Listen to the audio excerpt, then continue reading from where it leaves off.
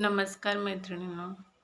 एकदंतं चतुर्हस्तं पाशामंकुशधारिणं रदं च वरदं हस्तैर्बिभ्राणं मूषकध्वजं रक्तं लंबोदरं शूर्पकर्णकं रक्तवाससं रक्तगन्धानुलिप्ताङ्गं रक्तपुष्पैः सुपूजितं भक्तानुकम्पिनं देवं जगत्कारणमच्युतम् आविर्भूतं च सृष्ट्यादौ प्रकृतेः पुरुषात् परम् एवं ध्यायति यो नित्यं स योगी योगिनां वरः.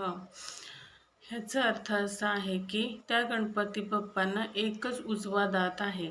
त्याला 4 हात आहेत आणि ज्यामध्ये वरील उजव्या हातात पाश व डाव्या हातात त्यांनी अंकुश धारण केलेला आहे. खालील डाव्या हातात रद म्हणजे दंत असून उजव्या हाती वरद मुद्रा धारण केली आहे. उंदीर हे त्यांचे वाहन आहे आणि तो रक्तवर्णाचा म्हणजे लाल रंगाचा व लंबोदर असून त्यांचे कान शूर्पवत आहेत. त्यांनी रक्त म्हणजे तांबडे वस्त्र परिधान केले असून त्यांच्या अंगाला रक्तचंदनाची उटी काढलेली आहे.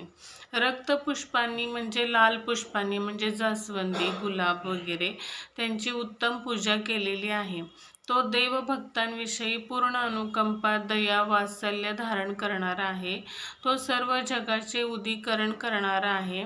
तो अविनाशी असून सृष्टीचे पूर्वीचे सगुण रूपाने प्रादुर्भूत झालेला आहे. शिवाय प्रकृती व पुरुष त्यांच्या पलीकडचा आहे. अशा गणपतीचे जो नित्य ध्यान करतो तो सर्व योग्यांमध्ये श्रेष्ठ होय.